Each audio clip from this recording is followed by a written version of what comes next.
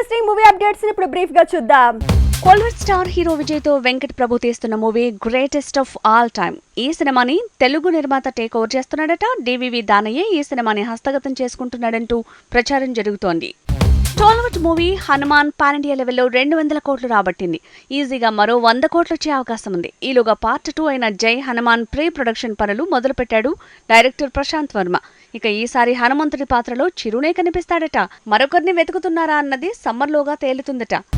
దర్శక ధీరుడు రాజమౌళితో మహేష్ బాబు కమిట్ అయిన సినిమా పట్టాలెక్కబోతోంది. ఇక కథ సిద్ధమైందని మొన్నే తేల్చేసిన విజయేంద్ర ప్రసాద్ ఇప్పుడు మ్యూజిక్ సిట్టింగ్స్ తాలూకు అప్డేట్స్ ఇచ్చాడు. ఆల్రెడీ 2 సాంగ్స్ కంపోజ్ చేశాడట కీరవాణి.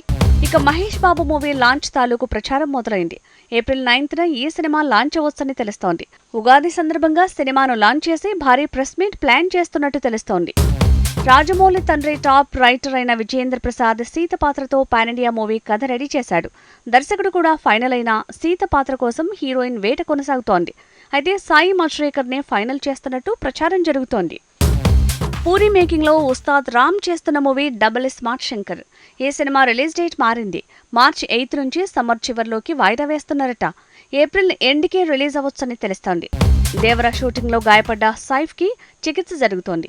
మోకాలు భుజానికి గాయాలవడంతో సైఫ్ మళ్లీ సెట్స్ పైకి రావాలంటే 3 వారాలు టైం పట్టేలా ఉంది. దీంతో దేవర కొత్త స్కెడ్యూల్లో మార్పులు జరుగుతున్నాయట.